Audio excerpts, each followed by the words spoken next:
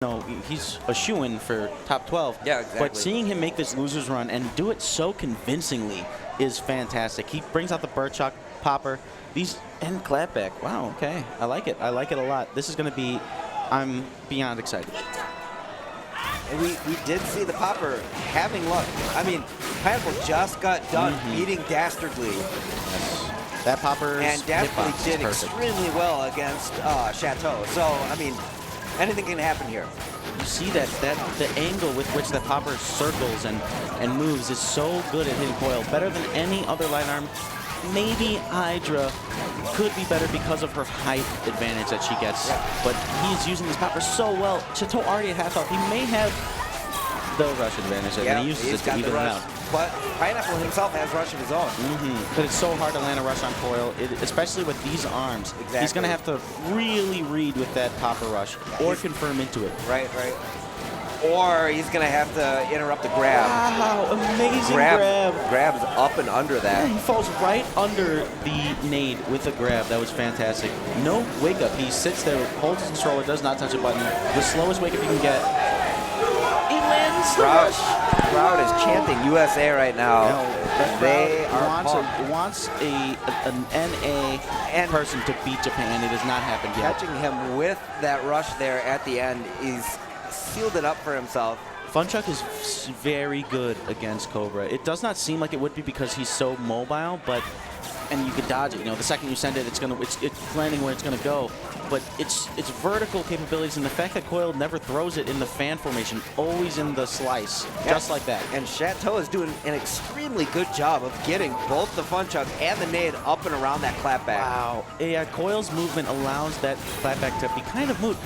Yeah, she can for free go over it for the most part just by using her float. Right there, he had two nades with that third arm, and one hit the clapback and one went around it. And he's not rushing into that clapback like Rosa did. He's right above it.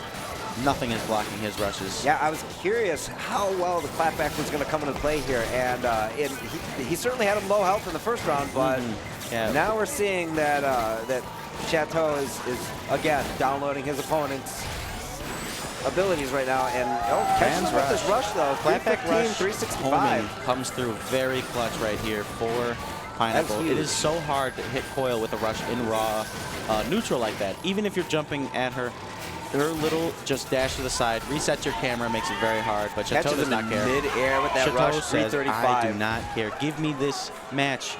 That nade end right there seals the deal. Nade does more damage than Funchuck. Chateau knows it.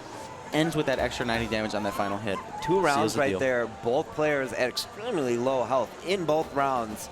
I mean, literally coming down on the wire, but those matches, I mean, that was like a sprint. Each round was like a sprint to the finish. Not a single time were they playing neutral so far away from each other that it extended the neutral. It was poke after poke after poke after poke by both of them. Someone not receiving damage. Absolutely not. I mean, and before you knew it, boom, that set's over. And yeah, now we're going to Mausoleum, because Coyle does not the trampoline. Yeah, Pineapple would have had to chose this, so yeah, it's true. If he gets a grab into the trampoline and confirms it like last year with Pega, that would be the coolest thing of all time. That's true. We haven't seen any crazy confirms this year like with Pega last year, but it's because so many people are so on point with knowing when your opponent has rush and knowing how to dodge it. These people are so good at this game. They spend hours and hours and hours. You can see it in their gameplay. Yeah, one thing I've been noticing though with Chateau and Pineapple here is Chateau's been catching Pineapple in the air quite a lot, and you got to think that one of the players in Japan, probably plays a lot with Chateau, so he's really used to that Cobra jump. Yes, and he's used to the timing and everything. Popper Cobra is a Japan set. That is something that I believe Pine picked up when he went to Japan, or he conversed with the snake hive mind of Japan. And it is just a fantastic set for Cobra. So defensive, so oppressive, but Chateau does not care. He shows that I'm the Japanese player.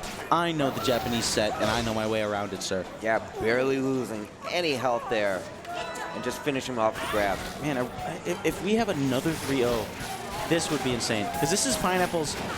He lost his second game since top 12 just now. Yeah, just before this. You got to think how much is fatigue playing into Pineapple's gameplay right now, because he literally just got done yes, doing you're right. 2 matches against 2 really good players where he had to be on the ball. And I mean, No just mistakes. that level of focus, I mean, it's got to take a mental and physical, you know, stress on you. So, like just there, we see Chateau drop a rush, something he does not do very often. He may be cooled down. He's been waiting in grands, waiting for his opponent. So you never know whether or not it's fatigue that Pineapple's suffering from or momentum. But either way, he is not maintaining this lead. He needs to. Wow, that clapback. Wow, that was fantastic. That clapback. Pineapple's been finding a lot of luck being patient there. Gets the clapback rush rejection that he's been looking for. Yep. And he gets right through that fun chuck, but does not catch all of that rush. Just a little too far. And he gets hit by that nade. Very unfortunate, but now health is even. Chateau has the rush lead. Crowd chanting USA. They want their North American representative to take this, but Chateau is confident and he is sure in his movement. He is not ready to lose this match. No, and he has rushed out both players at severely low health. But Pineapple taking that round. That was real 1 round slick. apiece. And you got to remember, Pineapple took him here to Mausoleum. So, I mean, this is, you know, maybe this is finally playing no against Pineapple. trampoline yet either. Yeah, no trampoline. But Pineapple is acting as if the trampoline is there because he's sitting back. That's what you need to do against clapback. You need to run into it with your rush and deflect it there. Yep. You cannot rush and try and punch it down. You will not land it. Yeah, exactly. And you'll just have it backfire on you. And look at this, 310. Oh, yeah, and the classic Cobra jump into rush. We see it time and time again. Right. Fantastic execution. Yeah, he knows that as long as that clapback can stop the arms coming at him, he's going to hit that rush. He's playing much safer this time around. He's reacting to Chateau's punches with that popper instead of pressuring him with it, if you notice. Yeah, he was being a little more aggressive on temple grounds, but now he's actually sitting back and he's letting Chateau punch that clapback as much as he wants. Look at that. Boom, right into his face. That's 170 off of Chateau's own attack. That's how essential landing one of those with the clapback is. Boom. Another. I mean, you got to think, though, as much as Chateau might be familiar with the clapback, how often does he get to fight against it? Yeah, like I said, this, wow, he misses the rush. This set is Japanese, and Chateau should be very familiar with it, but this last couple rounds has been showing otherwise. Oh, and goodness. That lands seals the it out. clutch 315. rush. Second game goes Chateau. Unfortunate that Pine missed that rush. He got a little too excited. He a little too comfortable with the fact that he's landed a few of them in the same fashion. And Chateau, like I said, he adapts quick. And if you land something on him, the chances of you landing it again cut in half easily. Yeah. Pineapple is finding a ton of luck, just kind of sitting back, sending out that clapback, letting Chateau hit himself, essentially. Chateau taking a deep breath. Yeah. Chateau knows he is one set away from taking this. And, I mean, we've seen Pineapple, you know, literally come back from the dead. This man I don't even know how has many been times. resurrected on the final pixel of his health. Yep. So many times in this tournament. But Chateau has no struggle killing. No, definitely. For like, he's just always on point. His mistakes never cost him anything. You know what? They just result like in a few damage. Being settled here in sparring ring, no gimmicks. I mean, let's see it now.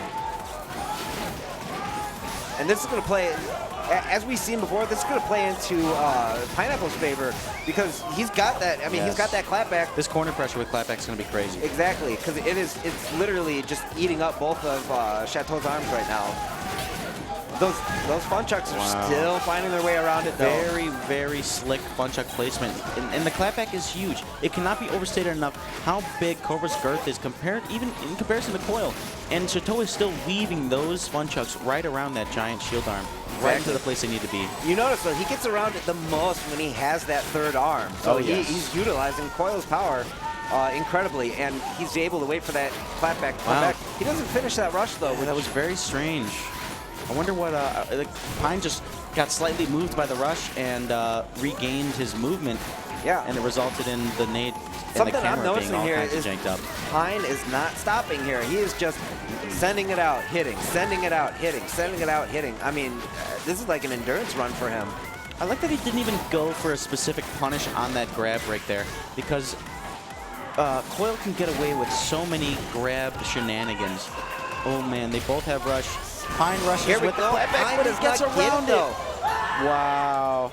Chateau lets out a yell. He's on top of the world. This guy needs one more round to take this whole tournament. 3-0 in grands? Yeah, Shateau with that battle cry going into this final round here, final set, potentially. Oh, man. Pine needs answers. He has been stuffed at every opportunity, even when it's close. Even when it's close, Chateau just that last neutral interaction, Chateau knows what to do, and he just gets it every time. He either has rush and he pressures, or he gets the poke, or he gets the third arm. Pineapple just doesn't have those last-second answers that he needs. That clutch factor that he had earlier has been taken by Chateau. Yeah, exactly. I mean, that, you know, even though he, you know, basically finished off the Asperly fairly, I mean, not easily, but he finished off the Asperly no rush confirmed. Yeah. That would have been the rush confirmed. It is so hard to land rush against Coyle. Here we go. Oh, no. Gets exploded out of the air. Big mistake there. But sends both those nades right back into Coyle's face. Crowd getting behind Pineapple here. Crowd chanting, wishing for the North American player. Pineapple does not want to This stop may punching. be it. He's getting in there with that popper. Oh, but Chateau has rush, and he knows what he's doing. And that is it. That seals Chateau pops off. He is beyond ecstatic. Another win under his belt. Yeah, and you know what? You know, the crowd chanting USA, crowd wanting Pineapple to win. But I got to tell you, Shateau is an extremely nice guy. He's extremely humble. I mean, except for that pop-off, obviously. He's excited. He's excited. He doesn't pop off to make the other player feel bad. He pops off because he is so actually even right there, he joyous hugged him, about his bowed to his opponent. I mean, he's such a nice guy. Everybody gets along with him. You saw him even mid-match, after he wins a match, take a deep breath and go, okay, like this is what I need to do. He closes his eyes,